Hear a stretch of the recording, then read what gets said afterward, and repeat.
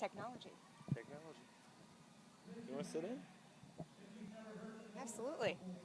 Answer any question. No, he's going to stand here and look No, pretty. you can just totally He's the stand here and pretty look one. pretty. It's fine. Yeah. I thought I was the pretty one.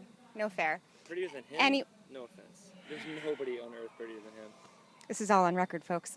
All right, this is Jackie with Inthekeyofchange.com. I'm with the gentleman of Alesana. We are here at a very muggy Empire. The Color Morale is going on stage right now. What have you guys been up to in the past year or so? Sort of been off the radar. Starting to live life, honestly. You spend so many years playing 300 days out of the year shows, and at some point you go, okay, other things in life matter too. So we've been figuring out ourselves as individuals, and the amazing thing is even after all that, we're still here and ready to keep playing. And we joked around before camera about being a little bit older and hopefully a little bit wiser. And so how has sort of the time, I don't want to say getting older because we're not that old, getting more mature, how has that influenced your sound as you're moving forward? I think it just makes you more conscious of it. You know, when you first start, you just lay your stuff down. You go, okay, I hope somebody likes this, and you just become way more conscious of the art behind it. You get influenced by way more as you get older too, and but it's made it more fun.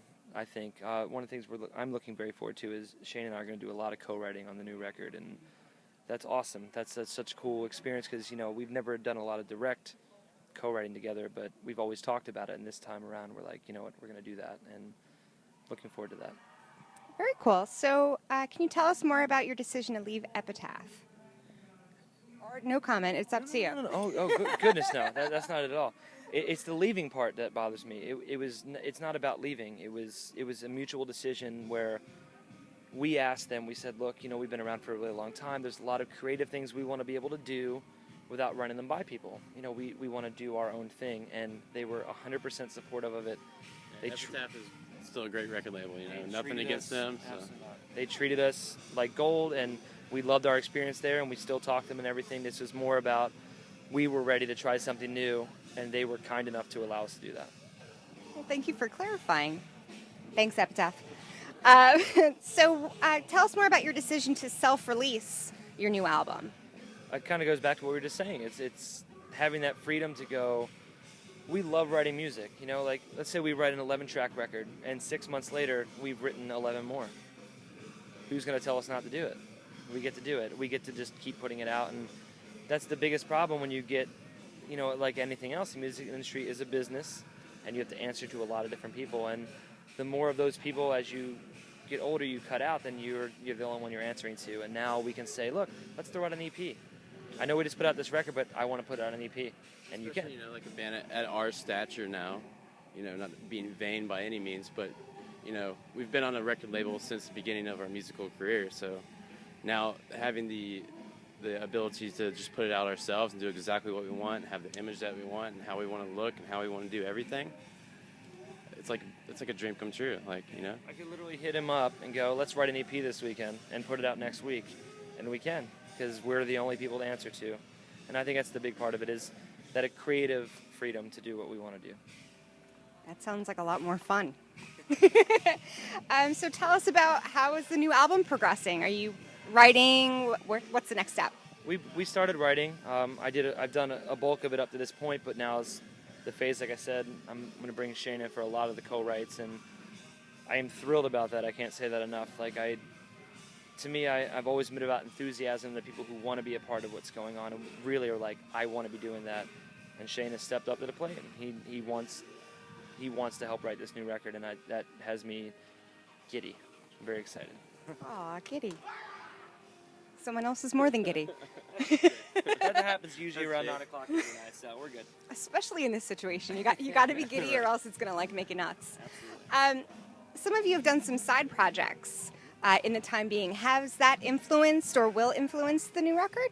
No, I mean, the only way I would think it would influence it, at least from my personal perspective, is if you write a certain type of record and that gets it out of your system, then maybe that style won't play as big a part when you come to write the Alesana stuff. Our last record got a little bit on the poppy side, so I opted to write the Tempting Paris record and get that out of me so that I can not think about that side of it as much the next time around. And that makes me excited because it means the new Alesana material will have a different feel. And that's what it should always be about, is growing, progressing, and figuring it out. It's a learning process always. Pop isn't always a 3-letter word, is it? So when are you guys hitting the recording studio? Actually, I just got my own recording studio. I move in a week after we get home from this, and that's where we'll be making the new record. So we're going to start immediately. And again, it's back to the whole creative freedom thing. Like, there's not a specific period of time that we have to be there. We're just there when we want to be there and make that record. So when can fans expect new music?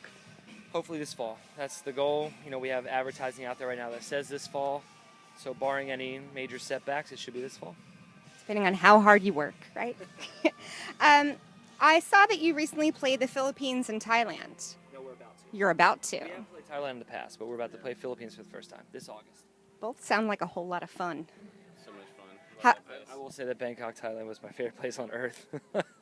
You can say the same thing. It's just ridiculous. How do fans differ, especially in those in that region? Like, this is They don't not... get shows like, you know, Right. like U.S. kids do a lot. Not to say some U.S. kids are really jaded, and it's kind of like another show, another thing to do on a weekend. You know what I mean? So You take a place like Empire, and, you know, we're here tonight. Maybe another band's here tomorrow, and another person the next night. Places like Thailand, it's like they wait weeks, months in between bands that they truly love. Yeah. a whole year to see their favorite band. And I can say this on the record and be completely honest about it, that show in Bangkok, Thailand, top 3 favorite shows I've ever played in my entire life. There was like just people to the walls and pouring sweat, and it was just incredible. Like people just climbing all over everybody. Like we were climbing, they were climbing, just an amazing experience. It's a beautiful country too, so it's awesome to see, you know, for us. That helps too, that the scenery isn't half bad. Who? Yes! Yes! Oh, that's awesome. No, you gotta be kidding me. Gotta be kidding me. It's all good. Sorry. Our site merges entertainment, especially music, with the causes and charities that musicians support. Are there any causes that you've previously supported or would like to work with in the future? Previously, we've done the PETA side of things that is more about animal abuse, not necessarily the not eating meat thing. You know, we eat meat and do all that sort of thing.